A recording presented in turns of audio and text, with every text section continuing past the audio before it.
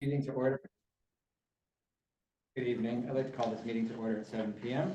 and ask that the city clerk read the statement of compliance with the Open Public Meetings Act into the record, please. This meeting is being held in compliance with the Open Public Meetings Act, having noticed the Trenton Times and the Hunterdon County Democrat, members on the listserv, and the posting of the meeting agenda to the bulletin board at City Hall and on the website. The meeting agenda provides action items known at the time of publishing and is subject to change. This meeting is being recorded and streamed live using the Zoom meeting platform. Roll call, Please. Councilwoman Kaminsky. Here. Councilwoman Lambert. Here. Councilman Lai. Here. Council President Stegman. Here. Mayor Nelson. Here. All right, for everybody, please rise for the Pledge of Allegiance. And I'll ask you to remain standing for a moment of silence. And tonight, let's think about what community meant to you 2 years ago this week as we reflect on Ida. Pledge allegiance To the flag of the United States of America, and to the republic for which it stands, one nation, under God, indivisible, with liberty and justice for all.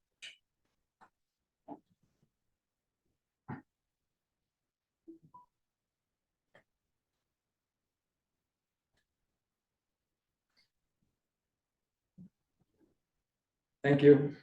Please be seated. Nice to see everybody tonight. See some new faces, so that's good. Always love to have the public join us.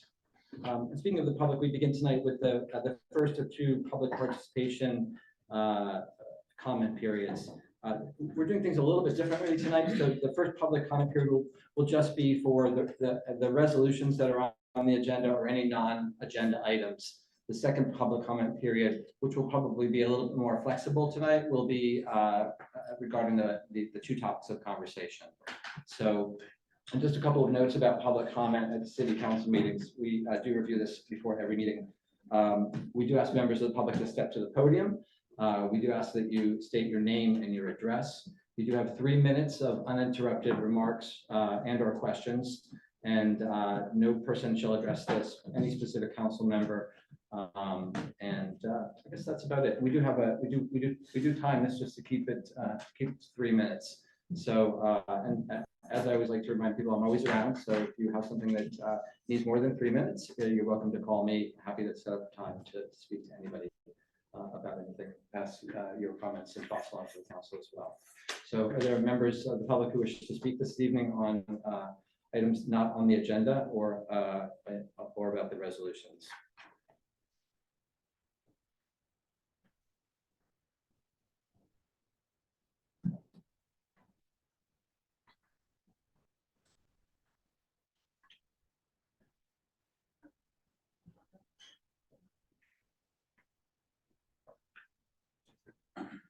Just a question. I don't have the agenda in front of me, so I don't know if this is the time or not. When should we ask questions about the parking and that resolution? Is that now or later? Or something? Parking is not on the agenda this evening, so if it's something related to parking, this would be the time. This is the time. Correct. Okay. It is the time. Okay. Yeah. Thank you. Josh Manco, 32 Bridge Street. And Can you please do me a big favor, or else I'll get out my megaphone. If you could speak up, it's really difficult. The acoustics in this room are challenged to begin with. Yeah, and we're currently without microphones, so we're trying to project, and we would ask you to do the same. no problem. So Thanks. Josh and Adeline Cove, 32 Bridge Street. So I guess just a couple of questions. We noticed that the sign that's in place with the parking lot that's been taken offline for the teachers doesn't represent anything about holidays. And so we've received questions as business owners that when people pull up and schools are closed for a holiday, is it safe or not safe to park there? And so we think it should just be amended to note that area should be available, teachers aren't using it. Just a comment on that. Okay, other things? Just, if you fast forward, I know nothing's gonna change, but a few months from now, the bridge is gonna close. And this doesn't necessarily help our situation. Again, as business owners in the CBD, we get things nibbled away at us and it continually impacts us. Nothing ever gets given back. And so it's tough on the business side to just keep swallowing more and more and more. And it doesn't make it easier. And so one thing that, would help us is that if the commission's gonna take parking and dedicate it to somebody else, knowing down the road, we're gonna have bigger issues with parking, circulation, traffic, everything's gonna be different for the next year. That, we need to work together, and I understand that business owners were consulted. We don't know which business owners, we weren't consulted, so who was spoken to? It's just tough to, engage in a conversation when not everyone's on the same page, and we get that decisions were made, but looking forward, we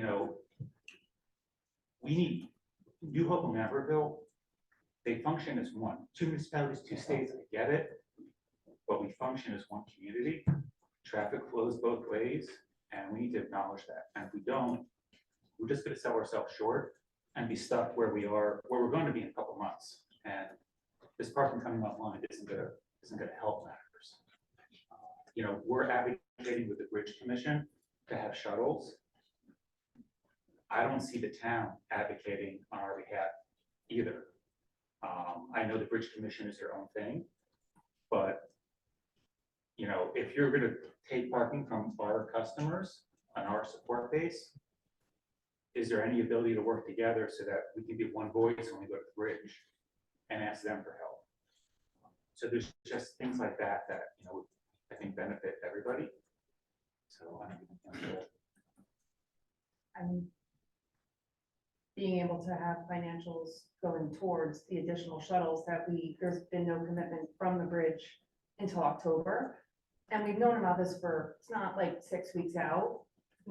I had a conversation with the mayor July 11th regarding tourist tax that I know you never had the opportunity yet to get back to us about if that's an opportunity, but that money would have allotted potentially funding for additional shuttles.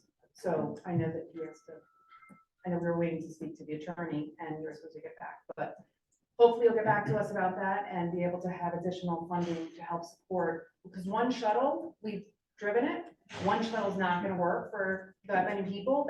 That a traffic study, I don't know if it was done, but as far as I know, it hasn't been. So one shuttle will not work. We need at least additional shuttles to help offset how many people we have to transport back and forth to make it to make it for 5 months. Hopefully 5 months only on the walking bridge. Hopefully there's no inclement weather. So that's what we're looking for, is additional funding and support at this time. Okay, thank you.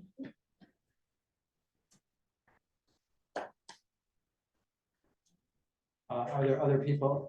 So Amy, I noticed you just came in. So this is the public comment period for things which are not on the agenda. So if you have something, if there are things that are not on the agenda that you might wish to make a comment to, this is the time to do it.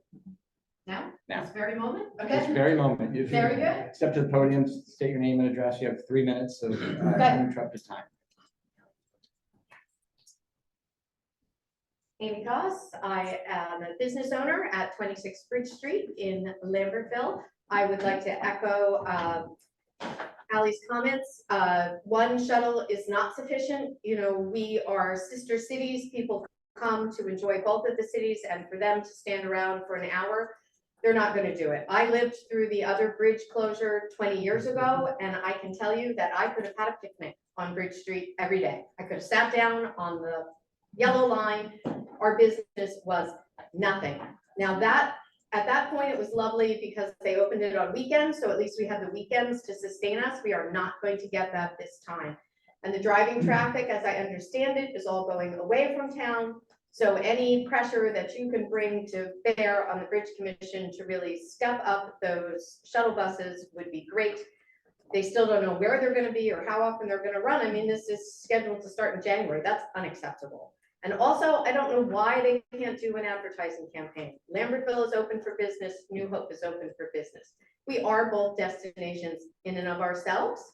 And if people know that we're both open for business, I think they could do that for us. I mean, for the head of the Bridge Commission to say to me, we're not going to do that. And I said, why not? And he said, well, because you've had the benefit of the bridge for the last 20 years. Well, hello, I've just come off of COVID. How many of you are now just getting back to your regular activities? every day, somebody says to me, oh, I'm so happy to be back in Lambertville. I used to come in all the time before the pandemic, and I'm just coming back. We are just seeing the reestablishment of those patterns, and to disrupt them again so soon is just devastating to me. And on another note, parking, hello, parking. I heard a rumor today that Genesis Hospitality was buying the bank. They were going to take over the parking. That's 19 spaces downtown. I would strongly urge the city to please buy that property. Keep your meters. I know you depend on that parking meter revenue.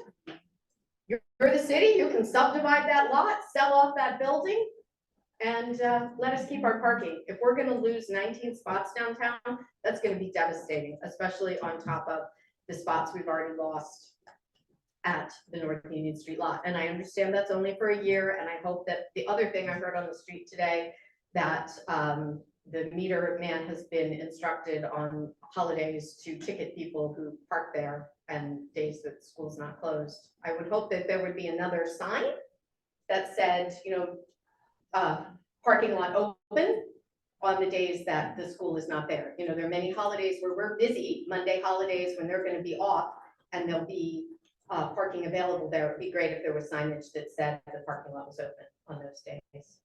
Thank you. So typically I wait till everybody's had their comment to address comments or answer questions.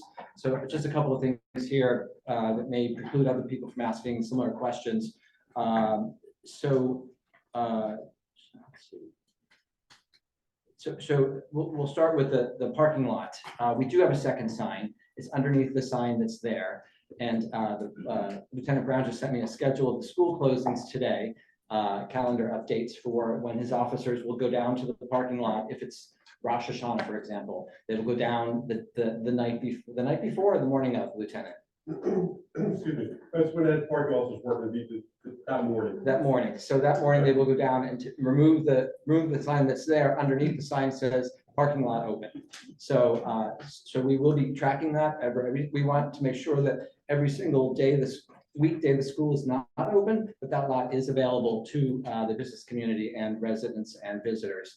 We're doing our best to minimize that the school is leasing that lot only for 180 days, 180 school days. And so it's a lot of extra work for us and for the police department, but we're committed to doing that, to making sure that the lot is open every single day the school is not. So that's how that works. In regards to the bank, I cannot say. A rumor is a rumor. That's meaningless to me. I don't know what's happening with the bank. I can speak a little bit to the lease of the 19 spaces, which dates back to, I think, 1992. It was really, I think, a sweetheart deal, and it could be canceled within 90 days by either party since 1992. So we're talking about 19 spaces that the city never owned that has generated the revenue from those parking meters since for the last 30 years. There are, just for your general knowledge, there's about 340 meters in the park in the central business district. There's 19, as you note in that. The typical meter, the average meter brings in just over $1,000 a year. So we're talking about a loss of probably a little bit over $20,000 a year in revenue for that lot. I have, to be honest with you, I have no plans to bring forward any interest in purchasing the bank and subdividing the lot. The city has more than enough on its financial plate at the moment. We've been digging out from years and years of difficulty, and I have no interest in purchasing the bank, and so I would not move that forward, just because we have a lot going on. And then just in terms of the Bridge Commission, I did in fact follow up with Jody at the Bridge Commission. I had a long conversation with her in tandem with both the chamber, Lisa Voorhees, and also some people from the rideshare program associated with Soupçon Salon. So Jody's had a number of conversations. We did press for a second shuttle. The shuttle that they will be using has to be handicap accessible, ADA accessible, and therefore is too big to go over the bridge. So that means that the loop it's not a true loop. It's over the 202 bridge and back. So we did, I did have a long conversation with her about that, did press them, but she was also very clear that they have, a group of people who were making those decisions, and was non-committal to me about what the RFP was going to say. So we have actually had I have actually had contact with them. And I think there was just one other thing about communication, I think that Ally and Josh spoke to. So, communication, we do our best to communicate as broadly as possible. I think for me, communication is very important, but we don't cover it all the time. And that's why, the meeting notices are posted, the agendas are posted. I had a conversation with somebody from the chamber and suggested that maybe somebody from the chamber start attending the meetings, the council meetings again. I think that was done in the past. That would probably help the business community. I'll be meeting with the business community and the chamber on October 12th, I think, here, and we'll be able to have these conversations about communication and other things that you may be concerned about. So I understand that there are concerns. The parking lot at North Union Street, when we think about that, the council and I had several conversations about it, required an ordinance. It's hard. There's the big community with capital C, and then there are a lot of little communities. There's the church community and the school community and the business community and the LGBTQ and the senior community. And sometimes they're going to overlap, and sometimes, we have to lean into one community more than another. And that was, I think, the basis of our decision for leasing the parking lot to the school. The teachers have a hard enough job getting in and out of the central business district. And we felt strongly that for convenience sake for the teachers, but also for enforcement, 19 spaces in one lot made the most sense rather than trying to march them up and down the street or whatever. So a lot of thought did go into that, and I can understand why people are frustrated or disagree with our decision, but it was a unanimous decision. I feel comfortable about it. It's 1 year, and that's kind of 180 days. What's that? 180. 180 days, yeah. So there we go. Are there any other comments from the public? Okay, do we have anything online? Yeah, we have one on thing. Mayor, perhaps in addition, in terms of the Bridge Commission, we could formalize our request to the commissioners. I'm not familiar with some of the names that you're referring to, perhaps they're on staff, but Yeah. that the governing bodies send a letter to the Bridge Commission chairman and all the commissioners stating or. Okay. support for the Can we just take shuttle a and, moment to you know, discuss that? kind Would of the council be in favor of a letter from the council and the mayor Yes, supporting from the a second yes, shuttle? yes. Okay, Yeah. so I will send a letter on behalf of the city tomorrow or Monday at the latest to the Bridge Commission on behalf, formalizing what I've already said in terms of my conversation with the Bridge Commission last week. And yeah, I think that's a great idea. Thank you, Councilwoman. Mayor, one more thought.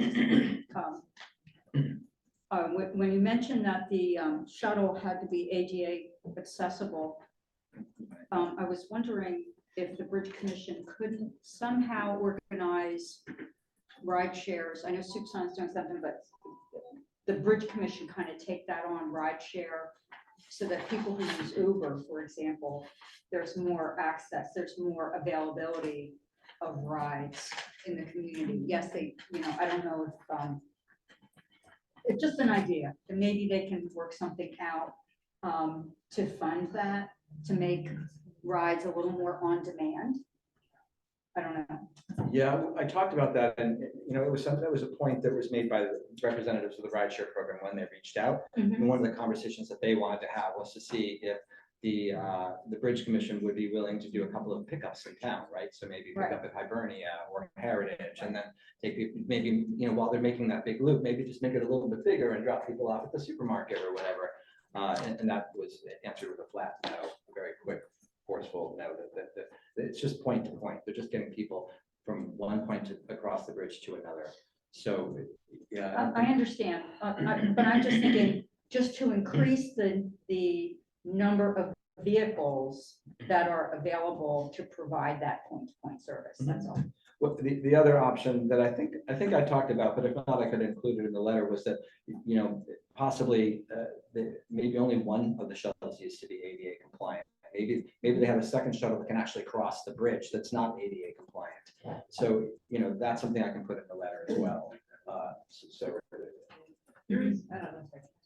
There's a, Yeah, I'm not sure, but there's like an unused vehicle looks like a trolley car, and it's been sitting in the lot where the, It's for sale. cartwheel used to be. It just, I don't know, at one point, someone ran that. It's listed for sale, you can buy it. Hmm? It's listed for It's for sale, you sale. can buy it. Oh, it's listed for sale. Oh, I didn't know that.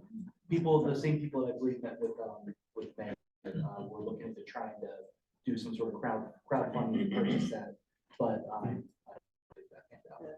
Well, the commission also meets now in public and not on Zoom. And they're meeting on the 18th at 10:30 a.m. at their administration building in Yardley. There you go. So, All right. let's They move do, on. I guess they used to do it on only Zoom, but. Okay, we're gonna move on to the next public comment online, if that's okay. Sure. Thanks. Margaret comment. Okay.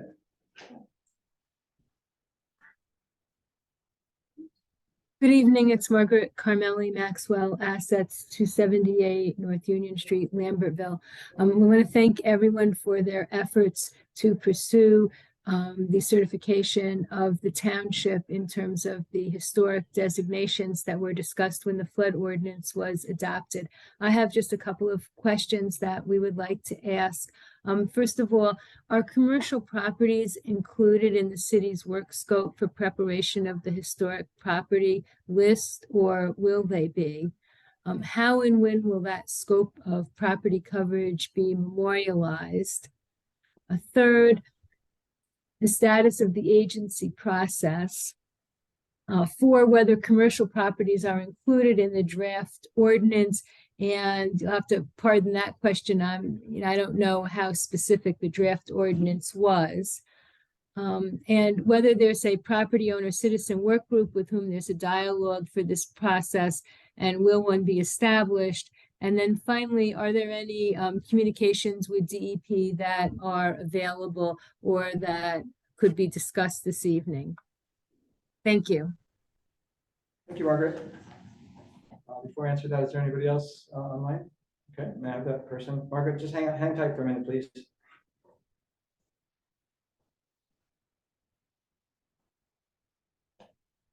Bart, do you want to go ahead? Sure, it's Bart Thurber at 53 Lambert Lane.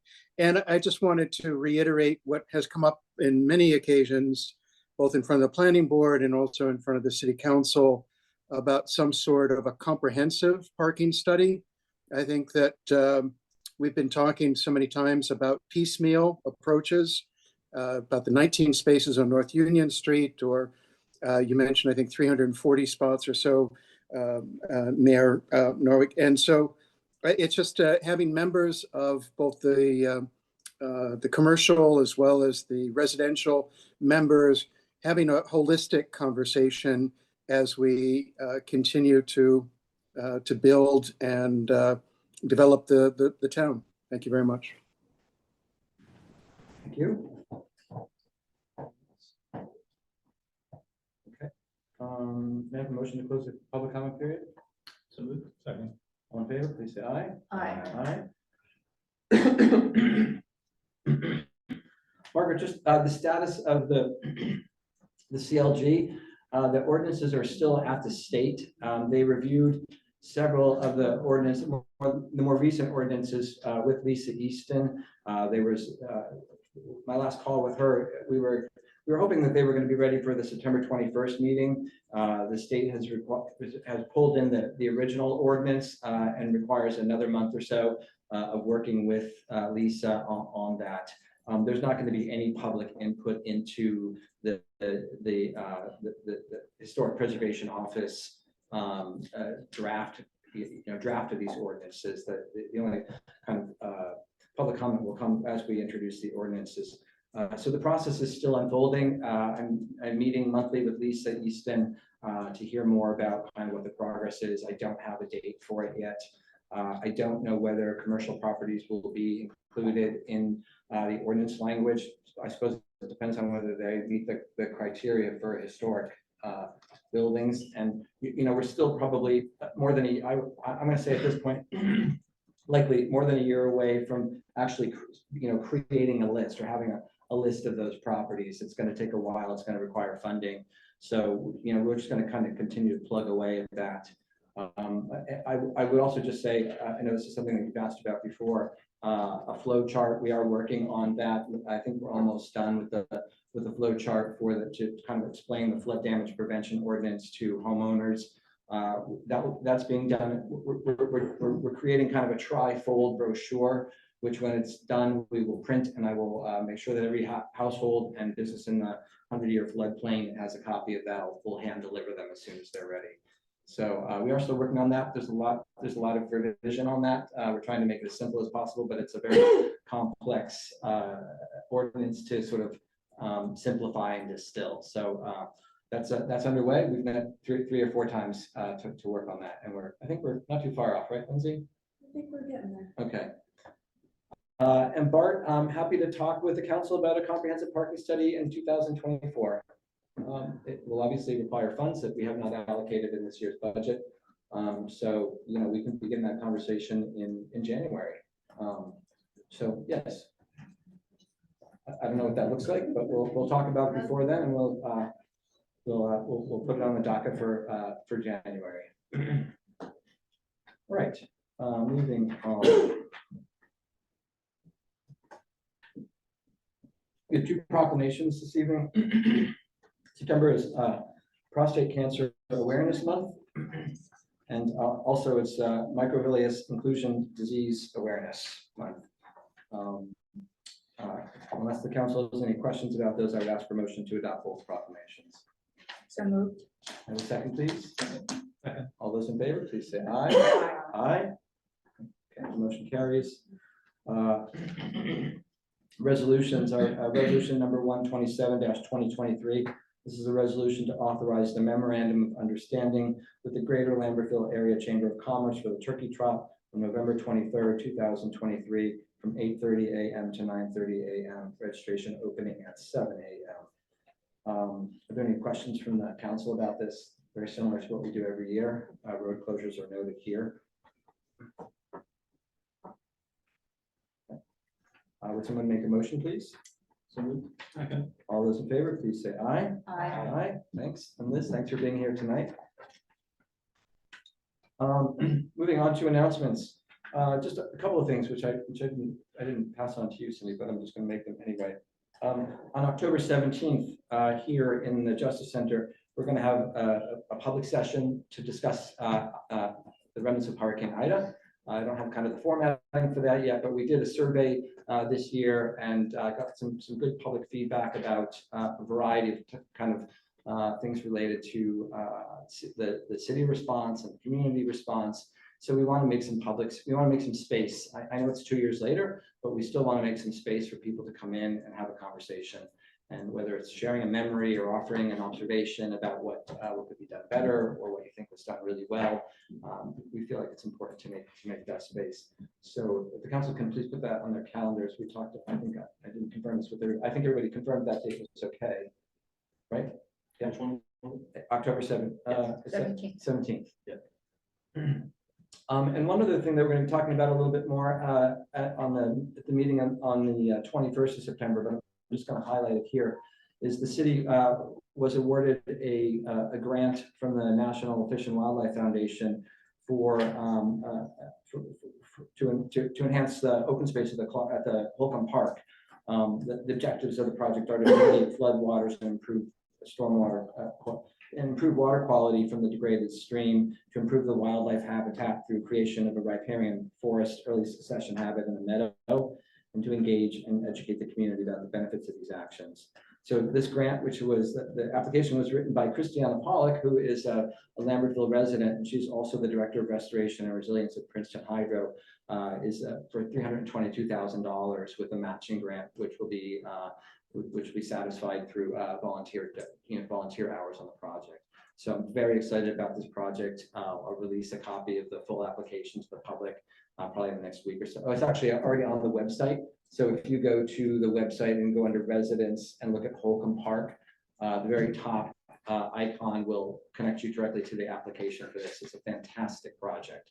And I couldn't be more pleased that we were awarded the grant. So good news. And we'll have Christiana here on the 21st to answer questions about it.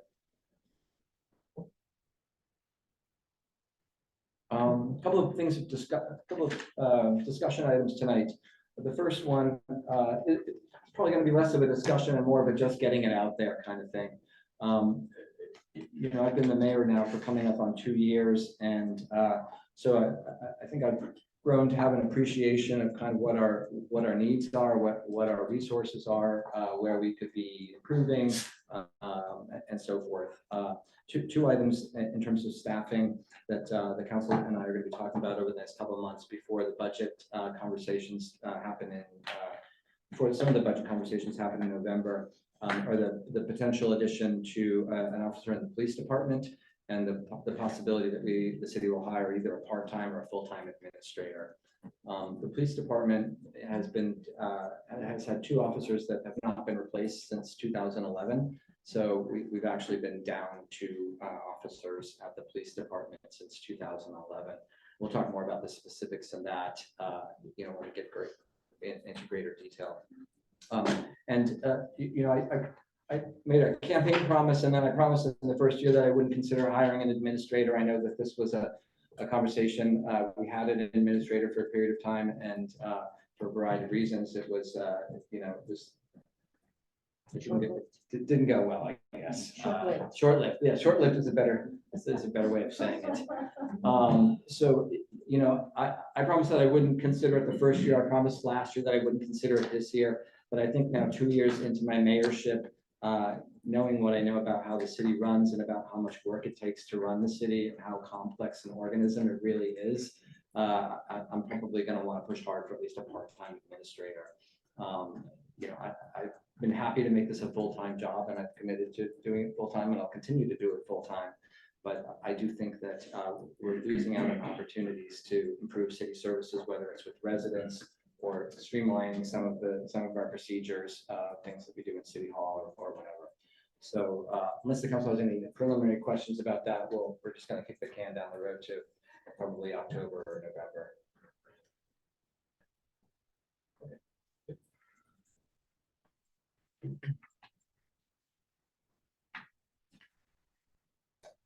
And the next item of discussion is short-term rentals. I see some people out here that I know are probably eager to listen and eager to speak.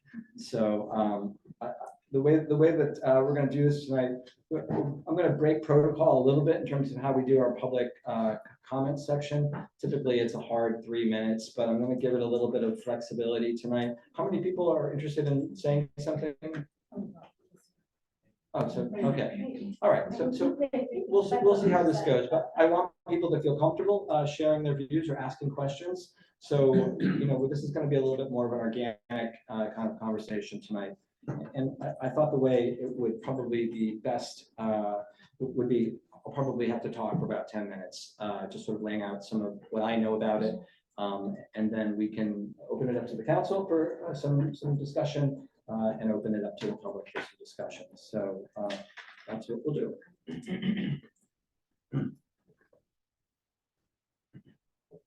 So just a little bit of background, or a little bit of starting off with some facts here. Airbnb, for example, has approximately 7 million properties worldwide that it oversees. 2 million in the U.S. and there's an estimated. I want everybody to keep in mind that a lot of what I'm going to say tonight is about estimates, because you know, tracking it is difficult. In New Jersey, you know, the New Jersey estimate is somewhere between 25,000 and 50,000. So that's a pretty big spread, and it kind of highlights some of the challenges we even face here in Lambertville in terms of identifying properties. So, you know, everybody's, I'm sure, familiar with the short-term rental model, and you know, it's had a huge impact in communities all around the world. It's been transformative for some communities in terms of tourism. You know, my husband and I traveled extensively with our children for a year, and it wouldn't have been possible if we couldn't have stayed in places where we would cook our own meals and, you know, go to out of the way places. So from a personal, you know, level, you know, it's something that I've appreciated in my own life. And just a little bit about kind of what my experience has been here in Lambertville. So even before I was elected, I started having a lot of conversations. It was a hot topic of conversation. Even before I was elected, I had a lot of conversations with residents who are concerned about affordability, who are concerned about affordable housing, we're concerned about, quality of life issues in their neighborhoods in our tight city and all of that. So it's something that I feel very familiar with in terms of Lambertville. I really had many conversations. I've kept every email that anybody sent me on the subject, dozens of emails on the subject.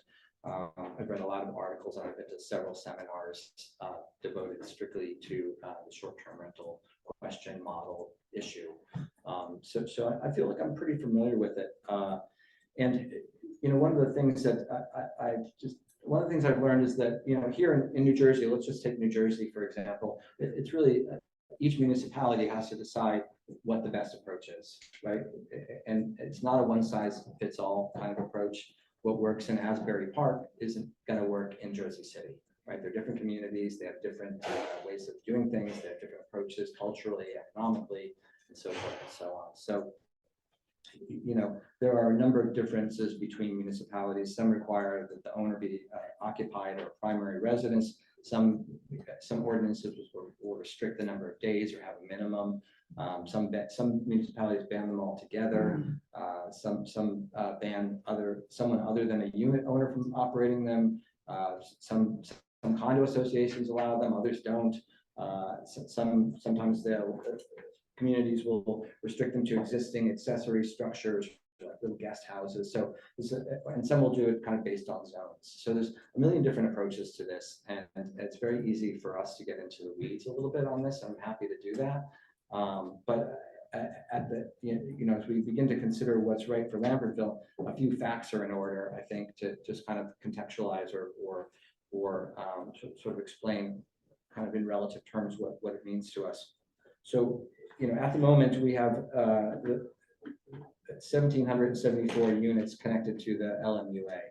So we have about 1,800 housing units in the city. So that's a lot. And we have hundreds of rentals. So hundreds of long-term rentals. To be honest, we don't have the exact number. In 2022, it was 400. I'm sure it's more than that.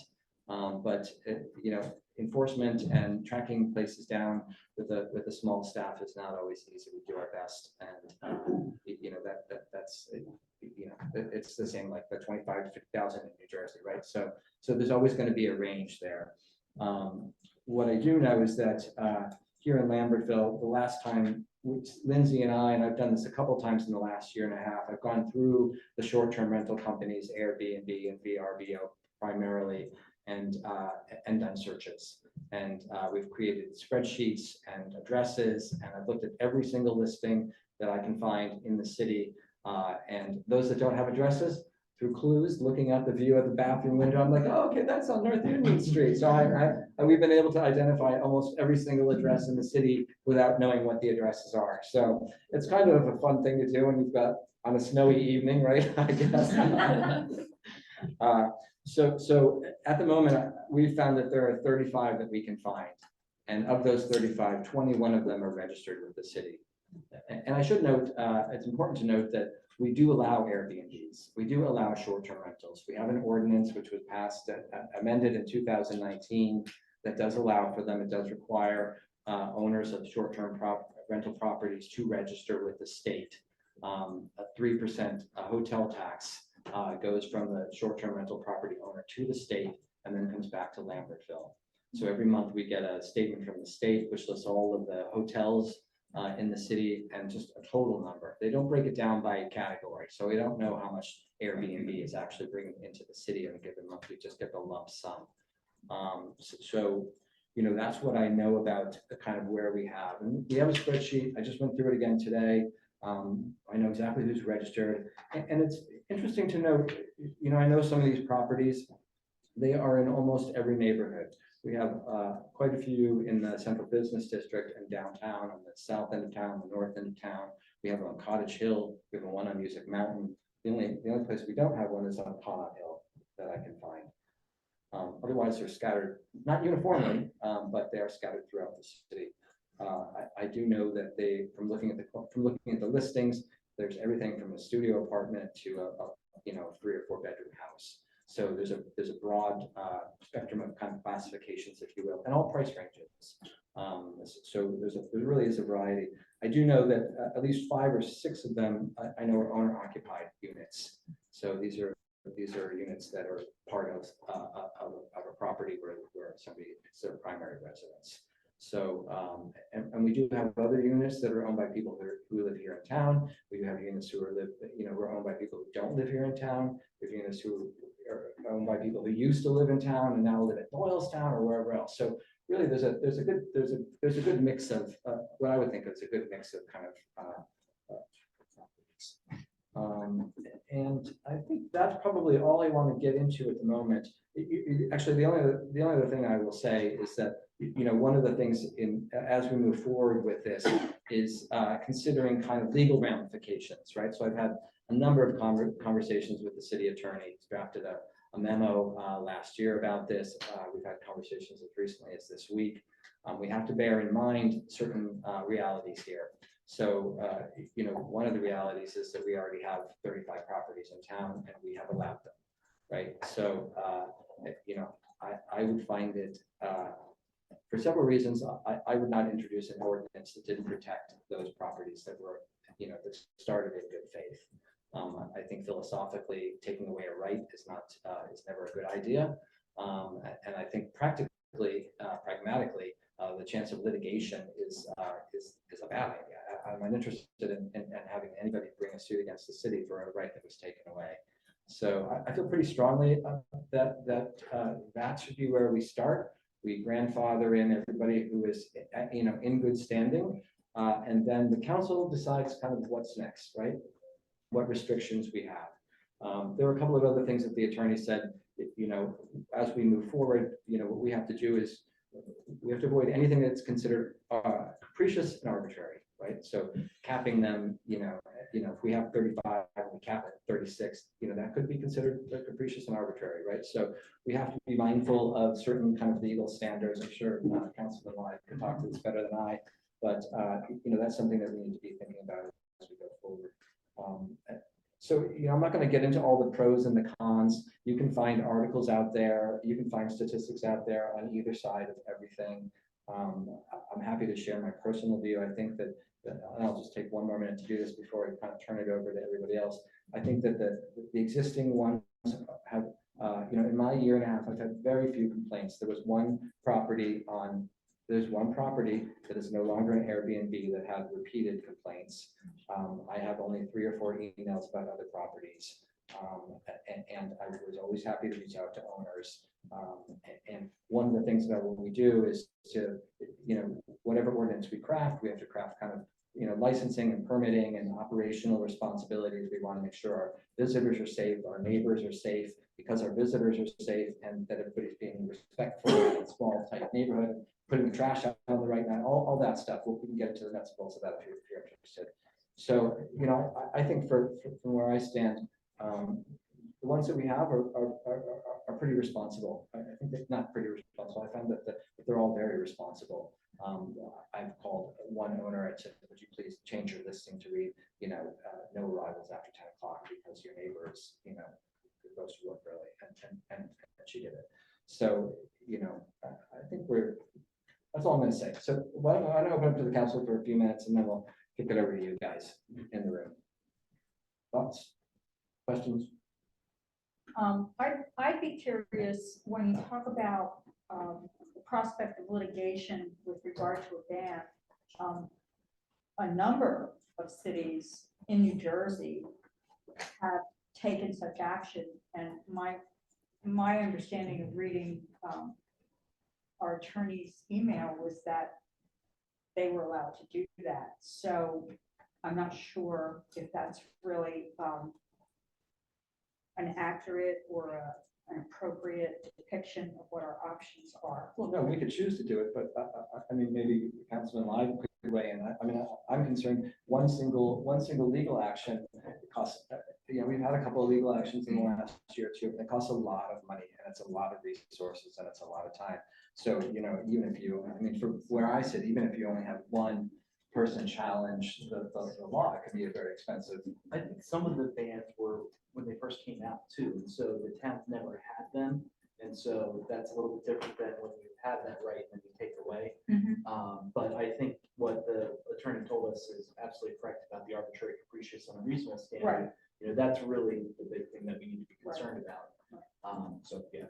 Yeah, my takeaway from the attorney's letter or memo was to avoid the capricious restrictions. But if you want to manage the inventory or the availability of it, you do it through other means, right? So you could say, you know, you're only allowed to rent 90 days a year. Okay, you're only allowed to do that. And that might discourage some owners who are like, you know what, it's not worth it for me anymore. The other aspect that, you know, we talk about housing inventory, and that's something that concerns me because of the affordability aspect in the community. The fact that, you know, rents are high. Short-term rentals certainly don't do anything to lower rental, long-term rental properties. So that's a concern. And I think we also have to think about the socioeconomic, what that translates to in socioeconomic aspect in terms of people who are struggling to afford renting. The other aspect is, someone said to me, it's got an Airbnb next door, great owner, no problems. Anytime there's an issue, owner takes care of it. But at the end of the day, he says, we don't have neighbors. And one of the things that has made Lambertville so desirable is its sense of community and the fact that everybody knows everybody. And we're all, now, so I don't want to see us lose that. It's hard enough to retain that, but that's a real concern for me.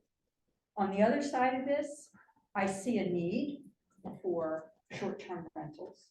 And I think there's an aspect that they add value to the community, to the business community, to the economy. There are people who are owner occupied. It's a way for them to be able to afford to live in their homes.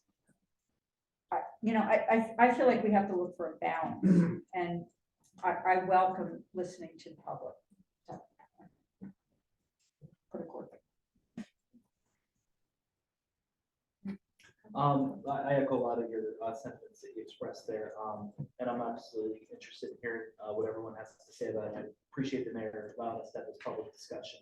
I think it's really important that we all have this opportunity to speak about it, and it's a balancing act here. You know, we have people that have bought houses, that have mortgages, that are relying upon Airbnb as supplemental income to afford this, and I think it would be very unfair to change the rules with them making those significant financial decisions. So I do believe in grandfathering in the existing Airbnbs that are registered, that have followed the law, the ordinance that we've had since 2019. If you haven't followed that, I don't think you could say, complain about it because you haven't been in compliance. So I would encourage those people that do have Airbnbs that have not yet registered, they should do that, because they may not be grandfathered in these rules if they don't.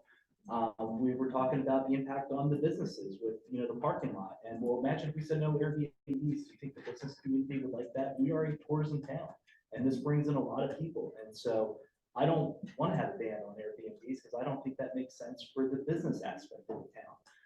But I completely recognize that if you live on a street and they're all Airbnbs, you've lost that sense of community. And so, again, it's a balancing act. And I think the law that we have on the books is a good one to require registration, because if we're going to invite people to become business invitees at these properties, we want to make sure it's safe. If you go to a hotel, they have certain requirements.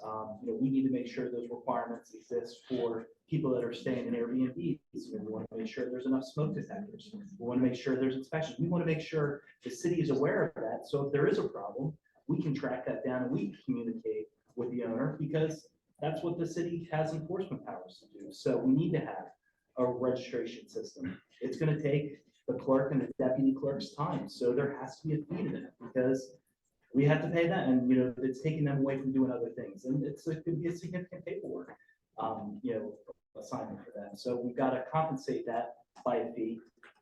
I've done a lot of reading. I'm certainly no expert on, short-term affordable housing as it relates to our affordable housing. I've heard and read a lot of studies that say it is. I've seen studies that say the complete opposite. I would be interested in looking at possibly a fee to assess against the Airbnbs to go into our affordable housing fund. That might be an idea to balance that out. So I'm interested in hearing what everyone has to say and what other people on the council have to say. Yeah, we all have like a lot of the same concerns, and I do think that Airbnb adds a lot to a tourism community, but we have to make sure that the buildings are safe and that they're registered. And I'm really curious as to problems that people encounter in their neighborhood or whatever with Airbnbs. I don't happen to have that many where I live. I have a lot more neighbors who are renters and, we are a community of neighborhoods and a community of neighbors. You don't really want to lose that. You want to be able to make sure that everybody is safe where they're living, and that we have a vibrant community, and we support the business community and the tourism community. So it is a balancing act. I'm really glad people are here to talk about it, because I know I'm no expert on it, but we want to make the decisions, or a decision of what to do, to balance all those interests and the best needs of everybody here. And I agree with everyone who's spoken about this, and I'm looking forward to hearing from residents who are owners or have experience with it. My concern is that there isn't really that I know of one piece of paper or two pieces of paper that says, if you don't do X, Y, and Z, or if there's a number of complaints about how your guests are handling realizing that the walls are thin in this city if you're joined to another townhouse, and whose responsibility is that to soundproof, if anybody's? And is it the person who is adjacent to one of these? Are they responsible? And there's got to be something set up that talks about, or that's what's great, because so many people are here, about, is it, if there are 3 complaints against you as a owner, because the people that are you're guesting, so to speak, then there's got to be some kind of accountability since these people are approved, right? If they don't maintain their property, if they don't get information out to their tenants, if they don't have a way of I don't want to use the word policing, but making sure that what they're doing and the people that they rent it to are behaving. And there's got to be something in whatever ordinance that we modify that has some kind of stipulation, is that you can't, you won't be able to continue what you're doing on it, really. I mean, and I agree with all the other points about it. I have done, as a mayor, I have rented houses when, if I'm going to be, away in a different city. I have done that before. I know the convenience of it, and especially be able to come and travel and stay in a house and really kind of get the feel of the neighborhood. I think it's important, but I want to make sure that whatever regulations we change it to the benefit of the people that are residents here, not just people who are visiting us for a 3-day weekend. So that's a concern. It's a balancing act, as you said, but going forward, I think we have to figure out a way to better control what goes on in that industry in the city. So. Thank you. Just a couple more thoughts from me. So there are a lot of ordinances out there that we refer to. There's one from Jersey City that I like in particular, and what that one does is, we already have our application process. We could probably flesh that out a little bit more. We require lead paint certification now, which is state. We require, the fire official, inspection. There are a couple of things that we do to make sure that we have the basics done. But and certainly we would want to have short-term rental operational requirements. I'll just give a couple of shout outs here to the ones that you'll find in like the Jersey City. So, there'll be no advertising visibly anywhere on the building. They must comply with all city ordinances. There has to be a contact 24 hours a day that the police can call when there's somebody arrives at 1 o'clock in the morning and it's banging around or, bumps somebody's car or something like that. Right, so there has to be a contact. This was a problem on one of the properties in town.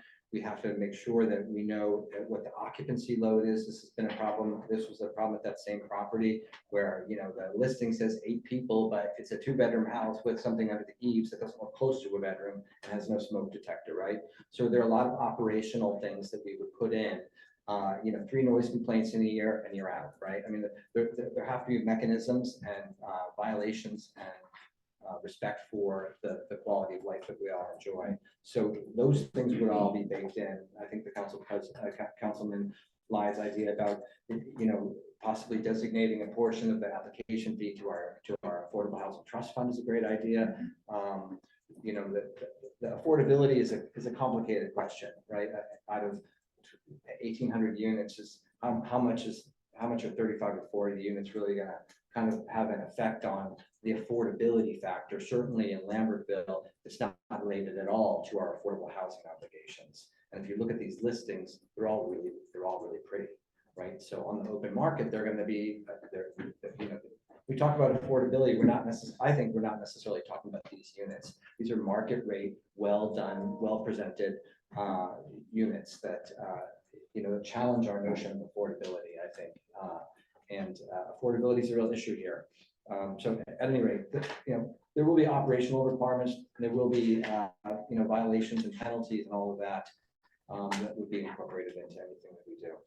So with that, why don't I open this up to the public? So if you just step up to the podium, take 3 or 4 minutes, please. Say your name and address, and then share your thoughts. Jim McHenry, 150 South Main Street. Affordability is really the only thing I want to make a point about. In talking about this, we tend to come in 2 different categories of short-term rentals. Those that are owner-occupied, those that aren't. If they're owner-occupied, then really that's not a question of affordability. If you took that away from them, it would be hurting a resident, it wouldn't be helping anybody. On the other side of it, you have whole homes that are being rented. In our case, we have a 3-bedroom that, wedding parties and got people convalesce there who go in Capitol Health, stay for 3 weeks. There's a program, a corporate speaking program across the street. We have people come here and spend, they're business people who spend a whole week there. So, it's really a different market, and it wouldn't work if it was owner-occupied. Now, so let's just say hypothetically, okay, we can't be an Airbnb for whatever reason, we can't be that anymore. Is that going to become an affordable house to somebody? No, it's not. If we were to rent it, it's going to be $3,000 a month. That's not affordable housing. And odds are we would just step out and sell it. Somebody else would either live in it, or maybe they rent it for $3,000. So if you look at 35, let's just call it 50. Let's say there's 50 in town. That represents, say, 3 out of 100 homes in this town. And if half of those are owner occupied already, well, it's not going to help with affordability. The other half are, $2,500, $3,000 a month houses, well, if you put them back into the rental market, again, not helping affordability. So that's really all I wanted to say. Thank you. And thanks for your slides. I'll share them with the council. Meeting. Oh, okay. Appreciate that. Hi, everybody, Judy Lutz, 41 Delavana Street. Does everybody know what Airdna is? It's an aggregator. Sorry, so it's an aggregator of Airbnb and Vrbo of all the rentals in the world. So I had a meeting with them the other day, and there were 68 rentals in town. Those are in West Ham. These were all Lambertville 0530. West Ham was 0853. Either way, it's still a zip code, it's still our town, it's still places that people don't get to live. And when we talk about opening the town up to legal exposure, we, like Red Bank got rid of it, Florence, Italy got rid of it, like places are getting rid of it all over the globe because they're sick of not having anywhere to live. There's no affordable housing for anybody, it's driving up the cost of rent. And for people who, you know, for people who own Airbnbs, and this keeps coming up of, oh, if we put a cap on it or got rid of it, then what would they do? Well, they could rent it out to a long-term tenant, like the house was rented before Airbnb existed. No one's gonna go broke because Airbnb has a cap on it. And I'm not hearing anything about rent control or housing security with this. And like our friend, her building, both floors, new landlord took over, raised their rent $500 for each floor, kicked them out. They were long-term tenants, and now it's an Airbnb. And so there's no housing security for any of us who rent. So what are you gonna do? Well, those are complicated legal questions. I don't think that we, you know, I'll have to check with the attorney. I don't think that we have any right as a municipality to impose rent control or any kind of other protections that you're talking about. Well, I feel like Airbnb is getting all the protections here.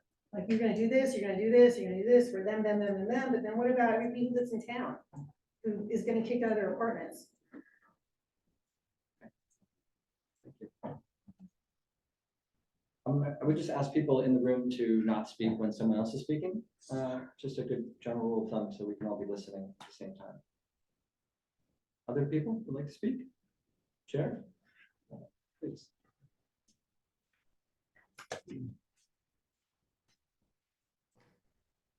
Tim Kelly, 189 George Street. I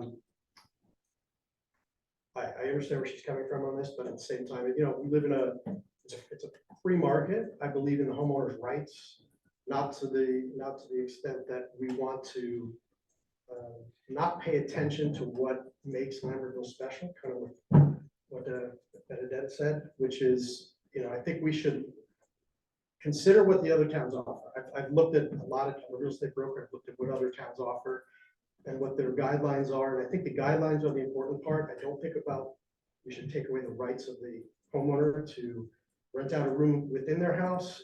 You know, I almost kind of don't count that in this whole thing. I do think that the single family home is more important in terms of the guidelines. You know, we share a wall with a Airbnb. We don't have insulation. So they hear us, we hear them, you know, I sold them the house, they're my friends, you know.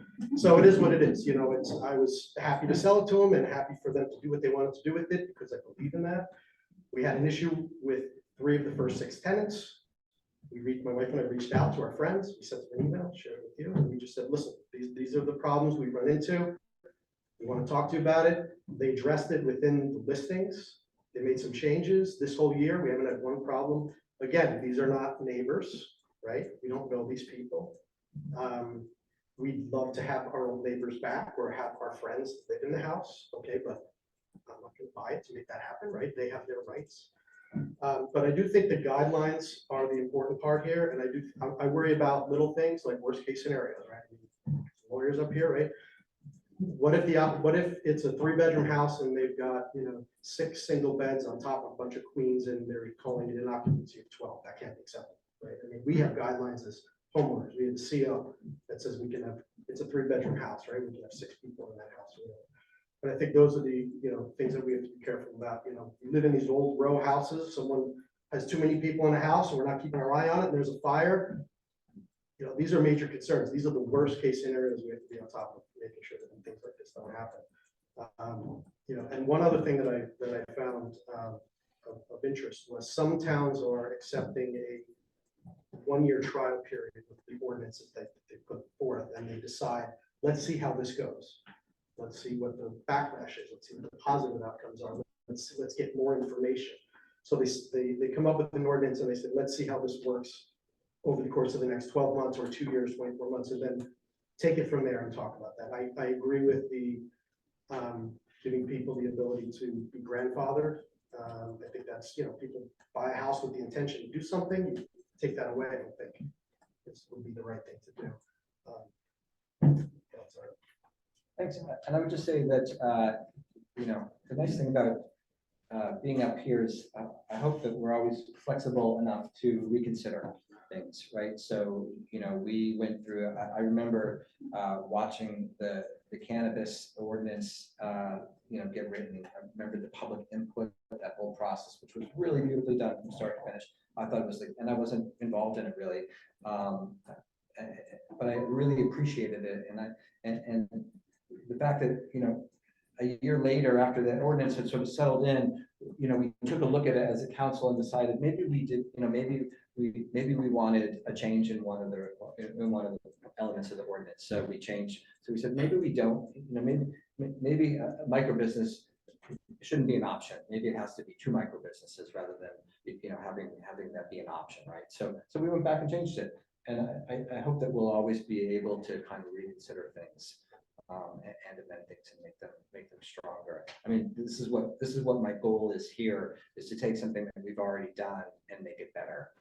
Make it better for the city, make it better for the residents, make it better for the business community, make it more cohesive, bring more cohesion and everything else that we seek to do up here. So thanks for that. It's a good reminder, I think, for everybody in the room and everybody on the dais as well.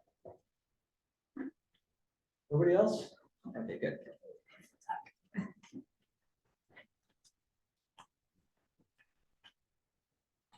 I'm Allison Farrell. I live at 274 North Union. Thank you for the shout out in the newsletter last week. Yeah. First time public commenter. I came to Lambertville in 2011 as a renter, and then my husband and I purchased our house in 2016. And then on September 1st, 2021, we were flooded in Hurricane Ike. It took us about a year to get back into our house, thanks to the help of Evan and our other members on our block, many of whom have left. We got back in fall of 2022 and spring of this past year. Our twin house, as you guys have experienced, was sold. It is a full-time Airbnb, and I've actually rented Airbnbs on properties in town and feel pretty comfortable with that. It sounds like there's a general consensus there, but no longer having a neighbor, having a revolving door, having nobody has done anything terrible. They've treated Airbnbs the way you would. You have your wedding party there. You're, you know, you might leave your cigarette butts outside like you might do at your own house. Hopefully you're treating it like your own house. But those kinds of things are, if that was my neighbor, I would address them with my neighbor. And even though the owner of the property is very responsive, he lives an hour and a half away. Read an article about how great this town was and decided to invest there. So he really doesn't know much about our community. Some concerns about, you know, my own personal, beyond my personal gripes and things that we deal with. And he did share some security measures that he was doing that I would suggest maybe everybody could do, having an Airbnb going forward. He has like a noise control apparatus. He has a bunch of cameras. I appreciate him sharing those with us, but it only makes me feel safer to an extent. And we said, you know, what if another flood happens? And he goes, well, they would get out in time. Okay. So making sure that people are really aware of if you're going to invest in this community, what do you really know what you're investing in, or did you read it in a glossy magazine? And then long term, we were just talking to some neighbors and thinking about, you know, who's going to shovel the sidewalks when this place is not occupied Monday through Wednesday and the owner lives so far away. Going forward, you know, who's going to be volunteering for local things and keeping a lookout for kids on their bikes and all of those things that we rely on in a community. You know, yeah, these people are going to rent and attend Shad Fest, but are they going to help volunteer and be part of things like the poster contest or Fisherman's Market, those other parts of our community that make it that vibrant tourist destination it is. So I've also been doing a bunch of reading, and it's very interesting how the facts are kind of skewed each way, but I really did like in the Jersey City in particular, since they're very close to us, the license, which you guys said, which I love, having some time limits, whether it be like you have to have a 30-day rental at a time, or you can only do 90 days maximum a year. Quick math told me there's 104 days of weekends in the year. So maybe it's like 120 days, so you could get your weekend rent out of it. But it's honestly just kind of sad what our feeling of like, we have this great community that helped us come back. And now we feel like it's kind of gone, but seeing everybody here is actually, it's really heartening. So thank you for opening the public comment. Allison, and thanks for your thoughts, and those are all really good ones. And you know, when we talk about this operational end of things, and we talk about the licensing and making sure that people are safe, you know, having properties in the flood zone, you know, I mean, the people who lived here barely knew what to do, right, in Ida, right? So, you know, having warnings be a part of the component, be part of the requirement, whether it's in the listing or at the house, right? What to do, and you know, you live in you're staying in a flood zone. You know, here are the 5 things that you need to have ready to go, right? Or whatever it is, right? So I think that that's good. And obviously things like shoveling snow, taking up the trash, which has been a problem at one Airbnb. You know, all of these things are nuisance issues, I know, because nobody wants to go out and see that their neighbor's trash wasn't picked up, or have a raccoon tipping things over, or slip on somebody's sidewalk that hasn't been shoveled, and all of that. So those are all things that we have to take into consideration. And I hope you'll keep an eye on our ordinance and offer the thanks. I think you also addressed one of the issues that I'm concerned about in terms of, you know, these absentee landlords who really don't know what works for Lambertville. And, you know, I think we talk about the term owner occupied, but there could be Lambertville residents that have purchased, you know, one, and I don't have those same concerns because they know what our town needs. So I really appreciate what you said. And and the, you know, we talked about the flood, but you know, what information is in the house? If God forbid there's a fire next door, or this fire starts in your house, what, you know, it's like. Right, it could actually be vacant.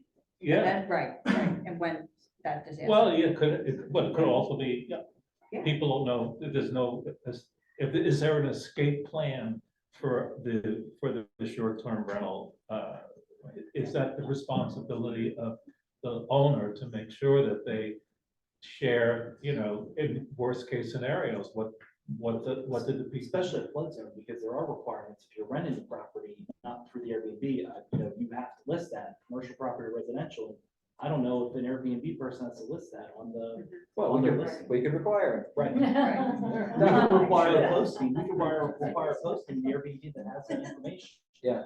You know, it's the obligation of the owner to do that, so. I'd also like to acknowledge the aspect about volunteer resources. It's a really good point I hadn't thought of, but you know, a property that's vacant, say, you know, 4 days a week, the people who are short-term rental, they're not going to volunteer for the Holcomb property stormwater management project, you know, and there are projects like this particular grant is going to have an in-kind volunteer requirement. So people from the community are going to be, you know, petitioned or requested, you know, to volunteer to roll up their sleeves and work on it. And, you know, a short-term rental doesn't provide that. It provides nothing but that. Unless the guy from Allentown wants to come in. Well, no, the other counterpoint, you know, I know half a dozen of these listings, I know the people who do contribute to the community, who are volunteering. Right. Who are integral. But we're talking about the out of town. The absentee. Yeah, the absentee. No, I right. get it, but you know, you know, relative to all the other people in town who don't contribute, you know, anyway, I understand what you're saying.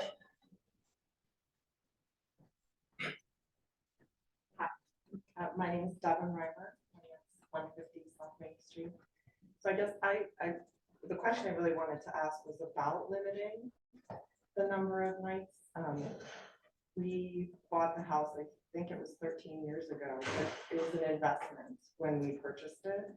And so the intent was to do exactly what we did. I mean, we lived there because it was dilapidated, it was termite ridden, it needed so many things. We couldn't afford to do it all at one time. So we lived there for 7 years. We became part of this community. I mean, we lived locally beforehand, but we truly became part of this community. I actually, there are 2 people that we let stay there. The one we let stay for 3 weeks, and the other we let stay for 2 weeks. And one was a result of construction in town, and their house became infested with termite, with rodents from either side. And it was devastating. They were so upset. And they couldn't afford, they posted something on Facebook and I read it, and they couldn't afford to rent our Airbnb. And I said, well, what can you afford? And I let them stay there. But then the next people, their house, the first floor was destroyed. I think they lived on York Street. They had 2 dogs, and their house was wrecked by Ida. So they gave us a rug. That's what they charged us. I mean, we're absolutely, and we consider it our vacation home. I mean, I only live 15 minutes away, but we come and stay here. We have Jim's birthday party there every year because it's a fun place to be. We love it here. And so I don't know. I would be so sad if this went away because I'd sell the house because I need the money. And it's part of it's my income. Really, it's very instrumental for my retirement. So I guess I wanted to understand the comment that you made and the woman before this about restricting the number of nights. Like, how is that beneficial? I guess is what I want to ask. And then I guess with my mindset, if let's say you restricted me to only 90 days a year, well then what about these people that I let stay in my house because I was trying to be a good member of society in Lambertville? Does that count? Do they, you know, what if I let your volunteers that came for your fish and wildlife efforts, what if they needed a place to stay and I let them stay?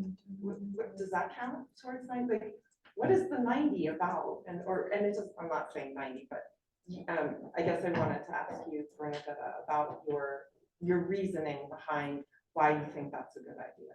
I guess I was thinking that would be a tool or a mechanism to manage, I guess what I call runaway growth or speculation. Okay, because when I read about that was kind of commented that was a tool that some communities use to kind of keep the number of units within a reasonable amount so it was really kind of as a way to, I mean, somebody mentioned, you know, the person who lives, you know, read about it in the magazine and said, oh, here's a great place. You know, that's a very different type of homeowner or property owner. I wouldn't even call them a homeowner, property owner, than someone such as yourself who's lived here, has a social investment, right? And in the community, and is really looking to continue to contribute back. And I know there are other people in the room that have similar types of arrangements where they've got maybe a room that they rent. You know, I don't think I think it's more, you know, for trying to prevent over speculation. That's what I was thinking of. Fair enough. Jim and I just put together a presentation that we sent to the mayor. I did see it. I And, saw it. So one of the things, I'm a statistician for a living, and I have to be honest, I actually can't believe how much I love being an Airbnb host. I really appreciate making those people happy, making them feel welcome. They come for things that are horrendous, like funerals, and the guest book. It makes me so happy. The woman, I refuse to call her a cleaning lady. She is the caretaker of that house. It gets more love than it ever had before we owned it. And the guests are so appreciative. And I try to be good neighbors to the people that I used to live next to.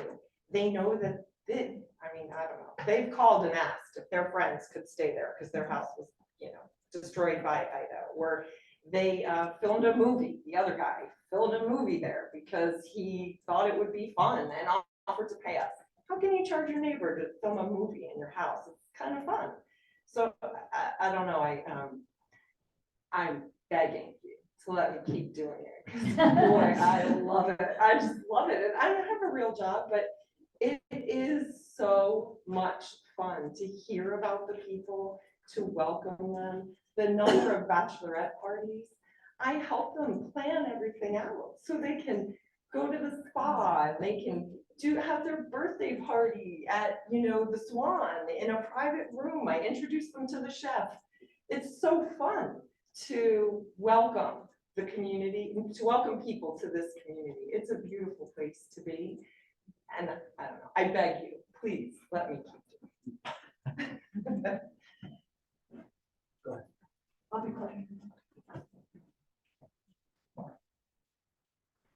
Hi, Kat Kelly from 189 George Street. I just had one thing to add, basically. Respectfully, I think the grandfather thing is fantastic. Like, keep the people that have been great, including you and you.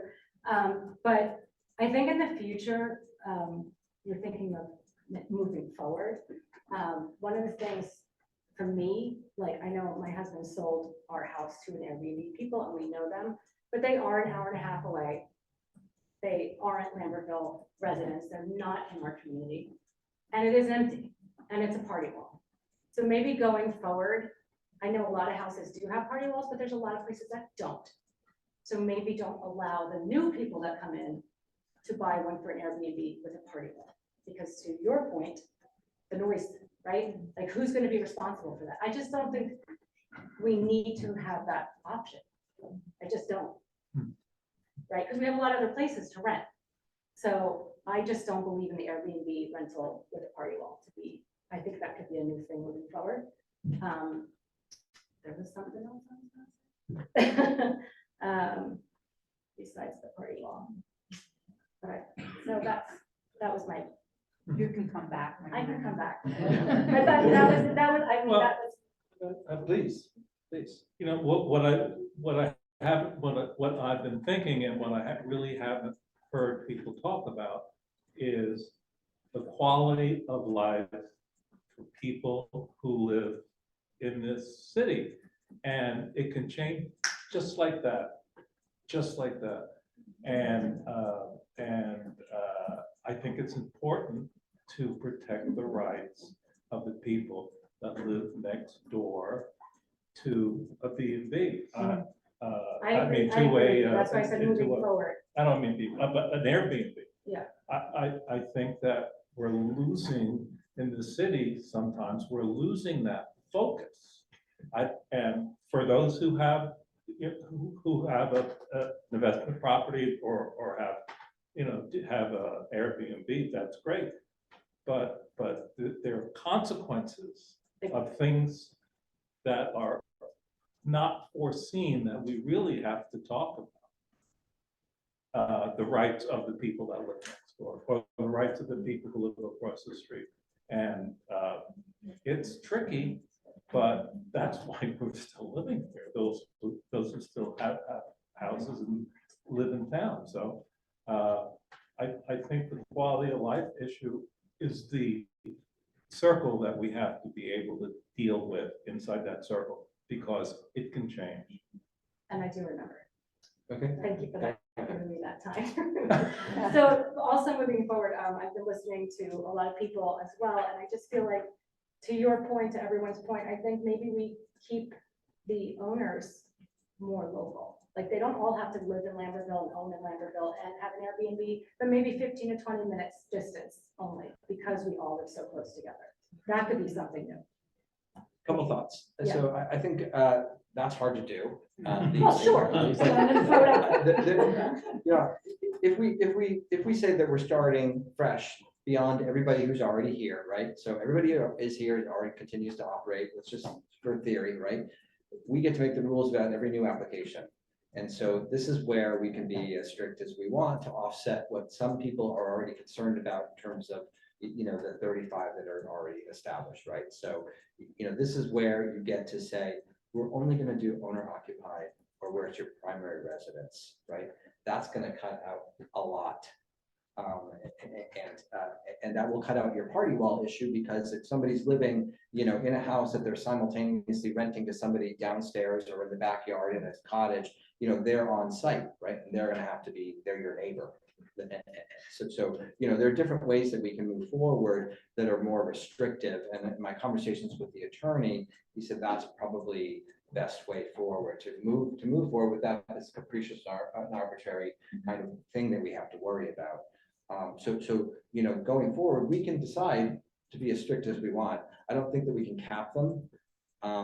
You know, we could probably do an outright ban maybe, other than what we already have in town. I don't know that, you know, we haven't talked about that. In certain areas. We could, yeah, we could start zoning it. I mean, there's a lot of different ways that we could start from scratch with everything from here on out. And that's what we'll be considering. Right, so you draw a line in the sand that Before, says, everybody- as of a certain date in the future, these are the new rules. These are the new rules and everybody follows them, and they can be so strict that you're only gonna get, you know, somebody who's really committed to doing it that way. Right. So we have a lot of latitude as a municipality to craft this legislation, this ordinance. And there's a lot of support for it in the courts, a lot of court cases precedent, so. Thank you, Mayor. And I think if we are laser focused on the quality of life in the city and make sure that our decisions respect the people next door, pretty much. I mean, do they have to come to a zoning board to be approved? If, you know, where do they go? For an example, do they have to go, you know, to a zoning board to get permission to do an Airbnb? Not right now, they don't have to, other than to register. And that's where you could, you know, we can concentrate on some, you know, on quality of life issues. I figured I'd get myself ready. That's good, keep it moving, we like that. Name and address, please. Jeremy Donjilla, 68 Delaware Avenue. And I am one of the owner occupied communities. Can you please speak up a little bit? Sure. Or I'm gonna reach down. So I have a couple of quick points to Councilman's statements and Councilwoman Lemons' concerns about, I think, quality of life for our residents. First of all, Ms. Lambert, I may be misunderstanding what you're saying about limiting the time of Airbnb rentals. To me, it seems like that would only exacerbate the issue of pricing out, I think, real estate, because what you're gonna have eventually end up having are only like wealthy land developers who can afford to sit on a home that's kind of gonna be vacant for 2/3 of the year. They're not gonna reinvest into the property because they're gonna want to minimize their costs because their profit margin is gonna be much thinner, right? It doesn't address the issue of affordable housing. It doesn't address the issue of having neighbors because now you just have a vacant lot. It doesn't address the issue of safety because now you have a vacant property. So I think limiting it is, from what I've seen, doesn't address any of the issues that anyone has raised. I think that for the most part, a lot of the issues that we've discussed tonight, there were already legal ramifications in place. I mean, there are noise ordinances, there are nuisance, ordinances, domestic, call the cops on your neighbors when they're having a domestic fight outside. Those things don't change, and those legal ramifications don't change because it's a short-term rental versus a long-term rental. In fact, we're talking about penalizing Airbnb owners when their short-term renters sort of violate noise ordinances or get complaints from the neighbors. But the same, could be just as applicable to long-term landlords who rent a home to renters who have a year-long lease and are just also bad neighbors, but they're bad neighbors for a whole year, not just a weekend.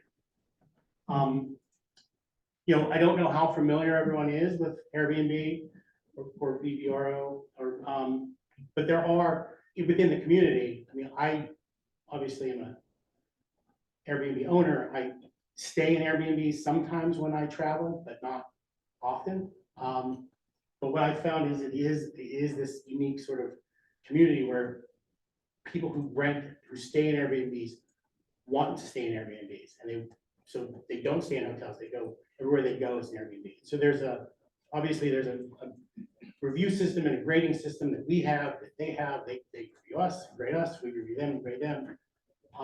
I've only had one really bad experience with an Airbnb renter. They're usually very great. They respect the property. They respect their neighbors.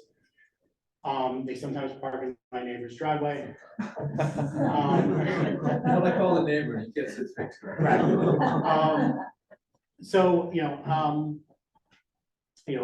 I think that these are all false flags to present, an issue, a problem where one may not really exist, or the problems may be so minute and far and few in between that. I do agree that there should be some regulation, some review and ensure that they're safe, that they have proper escape routes or fire detectives. I do agree that as members of this community, we should, as Airbnb owners, we should want to do our part to help keep housing affordable. Whether that's a service charge or putting a portion of our annual fee into the fund. But when we talk about sense of community, I think for the most part, with the exception of a few absentee landlords, we're all part of this community.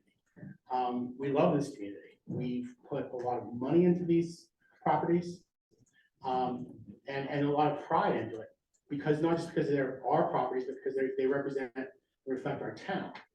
Every renter that I get, I have a long list of all the amazing things about this town that they could be doing, places to eat, go to the boathouse for a drink, go hiking here, do this, explore the town. Love it as much as we do because we moved down here from New York to be part of this town 15 years ago. So I think that most of us who do own Airbnbs really do consider that and consider the sense of community a vital part, and we encourage, at least I do, encourage our renters to be part of the community for as brief of a time as they can.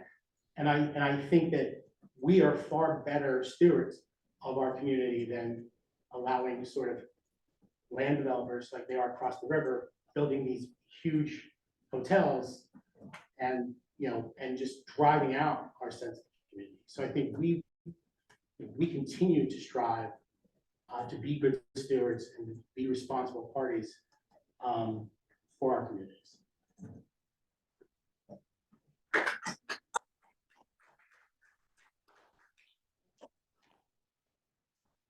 A quick question, a quick comment. My name is Matthew Schuster. I live at 274 North Union Street. as my wife just said a few minutes ago. I just have a question. I don't remember your name. I'm sorry, Jeremy? Jeremy. I was right. Okay. What is your property like? I don't mean to like get personal, but like, is it a carriage house behind your house? Carriage house. Okay. It's adorable. To make a personal connection, sorry for speaking out of turn, we rented your Airbnb the weekend of our wedding. And it was incredible. My bridesmaids and I got ready there. And we loved that we were able to find a place in town. And we do totally feel differently about people who are renting parts of their property, because having been in the place, I don't think somebody could probably live there. Well, maybe they could. It would be snug to live there. Okay, cool. So. Tissue. That's crazy, beautiful, crazy. You did not stage that. That was crazy. Not tell me what you said. I just have a quick little story about our recent Airbnb experiences. Like 3 weeks ago, maybe 4 weeks ago, we had just got back from vacation, finally going on vacation after everything with Hurricane Ida and everything, blah, blah, blah, blah, blah. There was a family there, 2 adults, 4 children under 6 years old. And children that are under 6 years old, I don't know if any of you have them. I don't personally, but I used to be a teacher, so I know what they're like. All you heard for the whole entire week.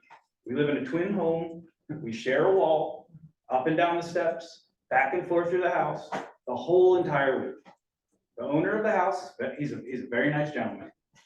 He texts us with what he writes to the owners, like, please be respectful of your neighbors. There's a blah, blah, blah, blah, blah, blah, blah. I appreciate that. I respect him.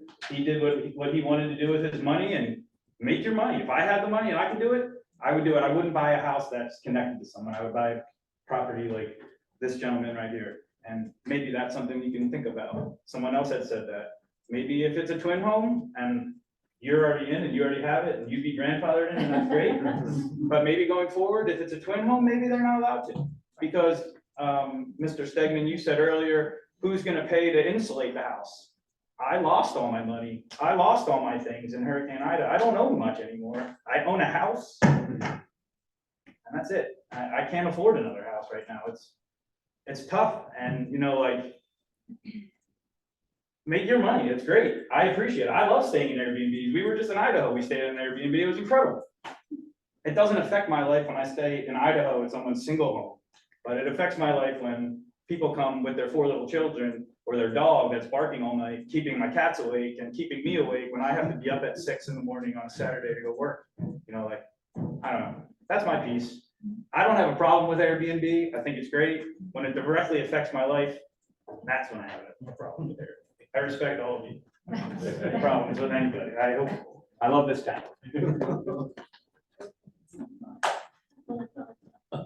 Quality of life issue. That's what I'm talking about. I'm Stephanie Simmons. I'm a primary residence at 72 Delaware Avenue. We own an Airbnb single family home, Can you speak up, please? 1 bedroom on Clinton. And we also own a mixed use commercial building on 552 North Union. So needless to say, my husband and I do more than our fair share of paying taxes to Lambert. So I find it a little bit kind of hurtful to make it sound like we're just trying to all make a ton of money, when the reality of it is that we contribute through our Airbnbs to the coffers of Lambertville. And we also love Lambertville. And I think I would just, say ditto to everything Jeremy said. Talking about, there's nothing more wonderful than seeing the reviews from our guests stating, thank you so much for the chocolate that we got at the chocolate box. We went back to buy some more. Thank you so much for the recommendations of the restaurants that we went to. We went to this one, this one, this one, this one, and this one when we were here, and we shopped here, here, and here. We have wonderful neighbors on Delaware, and many of them never shop in town, never go out to eat, or rarely do. Whereas we have guests that are coming in a lot more than 90 days out of the year, and they are all spending money in our beautiful town. As far as the quality of life and the neighbors, not only are we fortunate to have phenomenal neighbors on Delaware, we now have a community of neighbors on Clinton Street who we adore and we sit and we talk to. I know cats go in and visit our guests and they love it. And our guests talk about the guests that's, you know, our neighbors talk about the guests that stayed there. And we have a whole nother community and our commercial building on North Union. So I think it's a very individual thing in terms of how you interact with the town of Lambertville. And there are homeowners here that don't volunteer for anything. There are apartment dwellers here that don't volunteer for anything. And then there are some that are wonderful, that spend money here, that volunteer for everything. But I think that we're sort of trying to villainize the guests and saying, well, they're all gonna be allowed. Well, what if the person who moved in next to you did the same exact thing? I mean, I get it. The house we built, that we bought, you that can talk we to turned it. into an Airbnb was a mess when we bought it. We have people thanking us for what we've done with it. So I think my point is just that whether you're a short-term renter, a long-term rental, and and quite honestly, if you have a long-term rental and they cause problems, it is not an easy thing to get them out of that place. I was a landlord and I had a very hard time evicting somebody who was causing a lot of problems. And you can also have homeowners whose yards are a mess, who make a lot of noise, who don't scoop the poop up from your front lawn. You know, all these kinds of things can happen regardless of how long you stay in the town.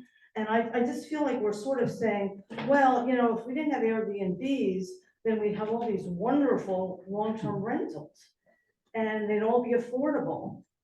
And I think that quite honestly, that's a bit of a pipe dream. And I don't want to come across as negative Nelly on that, but I'm just not seeing how that is really a solution for our quality of life and bringing availability of places to live. And I keep hearing this limiting the rental, you know, thing, you know, the rental days. We have an issue and I feel like we're trying to solve it with something that doesn't really match up. And I think somebody else kind of alluded to that. But we have a parking issue in our town. We would never say, okay, half of the businesses can be open these days and half can be open these days because that'll help solve the parking issue. We would never do that because it doesn't make sense. And quite honestly, I don't see how limiting the days that you can rent a unit, an Airbnb, is going to solve any of the issues that I'm hearing in this rather lengthy discussion that we've had. But What about the quality of life though? What The about the quality neighbor? of What about life- the no, so what he said Oh. was, what if the neighbor next door, I mean, that's what that's for. It's the party wall, so it's only on the weekends. That's what I think people are talking about when we say limited into the weekends, because the people that live right next door are the full-time residents, so they only deal with the inconvenience of the Airbnb on the weekends. That's what I think people are bringing up. well, you know, but that's a very limited situation. And again, if that wasn't an Airbnb and somebody had just rented it as an apartment, not only would you have those people for a week or a month, you'd have them every day. And But if it's an Airbnb, it's not, because it's only on the weekends. That's just what they're saying. And I'm not exactly, saying but that's even if right, it was a but- week, it would be a week. And then the next guest comes in. I mean, I sometimes walk into our Airbnb and I'm like, well, am I sure these people were here? Like, it doesn't look like they even stay there. That's how neat they are. And I just feel like we're sort of attaching these lack of qualities to Airbnb renters that we would never attach to a homeowner or a long-term tenant. And that's just not the way life works. Those same people live someplace, rent someplace, Airbnb, and Airbnb people do, for the most part, tend to be incredibly gracious guests. Now, do we have a couple bad apples? Obviously, because that's what spurred this whole conversation. And grandfathering everybody that has an Airbnb isn't going to change those bad apples. So I think that ordinances that are in place need to be enforced, whether or not you're a grandfathered or not. If you're breaking a rule in the city, it needs to be addressed. Simple as that. But I don't think saying, okay, no more Airbnbs. What if my husband and I decide to, we don't really want to have this Airbnb anymore. We're old and we're feeble and we can't take care of it anymore. And we sell it. It's a wonderfully set up Airbnb. It's perfect for that. Somebody can't buy it and use it for the same use. Let me play devil's advocate. Let's say on that street, Quinn Street, let's say they're all Airbnbs. Do you still think you're gonna rent yours out if the whole street is Airbnbs? I think it's unlikely that that would happen. But I'm just pointing out, I mean, that's why we need to have this balance where if we don't have regulation, the whole town, I mean, that's what people were talking about, quality of life. If people keep on buying these investment properties, and we just sold our house on Arnett Street to an LLC, it was the only offer on the house, and I suspect it's gonna be an Airbnb because they bought it, and so I have no control over that. And, if that continues to happen, the people that own Airbnbs, I think are gonna be upset because we're gonna be inundated with them. So it's a balancing act. I don't know. I feel like we're sort of almost like borrowing trouble. Like, how many Airbnbs do you really think we're gonna end up here? I mean, seriously. It's increasing. But what do we, you said we have 35 at it. I'm sorry, that's a number, thousands of Yeah, homes. 35 out of 1,800 housing units. Yeah. Look at the real estate over the past year and look at the buyer. If it's an LLC, it's a good chance it's an Airbnb. Well, And so it's increasing. I think to some extent, we're barking up the wrong tree. Most of them are not owned by that. And I think we're really looking at, what's the real problem here? It's the people that are buying and what they're doing to the town. It's not the Jeremys and us and Cindy. It's not us that's creating the issue, but these rules those are the people you're really going to affect. And another thing is that part of the reason we bought ours is that we downsized half the size of our house when we moved here. And we love our home. But downsizing, even after, 4 years, I mean, we still have our challenges. My sister comes to visit from Massachusetts and I have nowhere to put her comfortably in my house. Guess where she stays? Jeremy's Airbnb or ours? Usually Jeremy's because it's closer. But, and a lot of people do that. We have had guests from all over the Lambertville that they were getting married, they wanted the space. Or almost, I think we've had 3 or 4 neighbors on Clinton that have booked our Airbnb. And others that, in the town, I mean, our homes, some people have huge homes, but a lot of people have downsized like we have. And you need a place to put your own guests. And I'm gonna wrap it up. Thank you very much. I appreciate that. We were having such a good conversation. Mindful of time. So are there other people that still want to speak? Okay, and do we have people online that want to speak? Looks like Mr. Thurber.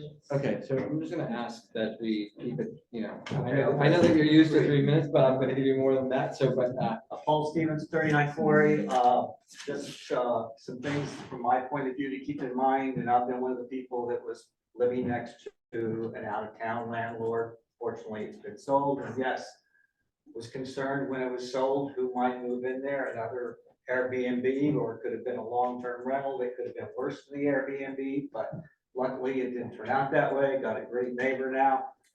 Anyway, so one of the big issues for me with the Airbnb that was there before was safety, okay? It was listed as being 6 occupancy. They put a mattress up in the attic. That place, 2 people is probably what you could get for a certificate of occupancy in that place, frankly, all right? I think it's important that they have to meet the same safety requirements that a long-term rental would have to meet in terms of being inspected annually, get a certificate of occupancy that they could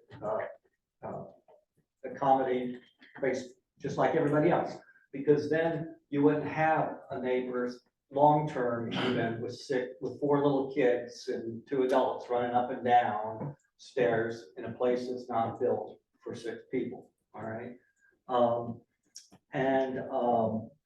So, but also keeping in mind when you make the rules, like I say, let's not confuse, some of these things that have been talked about as quality of life, depending on where you're in town, they're actually safety issues, all right? If people aren't shoveling their sidewalk because they have to pay to have it done and they don't live in town and they don't care, well, you know what? There's a lot of people that walk up and down that sidewalk, and it is a safety issue. It's not a quality of life issue. Same thing when they put trash out early in plastic bags. If you live in certain parts of town, there's a lot of wildlife that gets into those, okay? Then all of a sudden you get the wildlife that's coming there expecting to be fed. All right, so some of these quality of, what I hear is quality of life, I don't agree with as being quality of life. They are serious issues. Then I want to be clear. So this bit with grandfathering, look, this, grandfathering, there are going to be some parts of these regulations that the existing ones, I presume, are going to have to meet. I mean, not, you know, but there could be, if for some reason there was a complete ban, of course, then there'd be grandfathered. I understand that, but there are going to be some parts, presume, okay? Yes, okay. Absolutely. We're not gonna grandfather people out of doing safety inspections, right? Oh, I just wanna be We did clear, it before, because- so because- forget about Well, it. you were talking about grandfathering them in. I meant status, basically. Yes. Okay, just what, that's all I wanted to be clear about. Thank you. No, we're gonna let Cindy go first because she hasn't spoken, and Hi, guys. Public speaking, not my favorite thing. Stephanie, thank you for all of your comments. I agree with name and everything address, with please. it. Cindy Shoemaker, 45 Ferry Street. I have an Airbnb. For starters, I grew up in Lambertville. I'm 64 years old. I pretty much have been here that long, 4 generations on one block. So I'm definitely committed to this town. I volunteer when I'm asked. I have improved my property 100%. I've created 2 off-street parking spots. A legit Airbnb. I even had my lead paint test a year early because I thought it was last April and not this April. And I'm calling all my friends, get your lead, I'll help you do it. So I'm kind of like a lead paint expert right now. But, you know, I have a 2-bedroom house. I limit it to 4 people, no more. Nobody's sleeping on the couch. I have rules, you know, quiet time, 9 p.m. You know, I've never had any complaints. I have a party wall. My neighbor has never had a problem with my Airbnb, although he does have a hearing problem, but other than that. But I live next door. you know, I love it too, just like you love it. I'm a realtor as well, and I love meeting people, but people do come here. They spend a lot of money. They go to the restaurants. They ask me, where should I go? They go to New Hope, they go to Lambertville, they go to the bars, they go to the shops. They're really into it. I think it really helps the community, especially the business owners, for sure. I shovel my sidewalks. If I can't do it, I hire somebody to do it. I put my trash out physically by myself. I live in Stockton. I'm 10 minutes away. My office is across the street.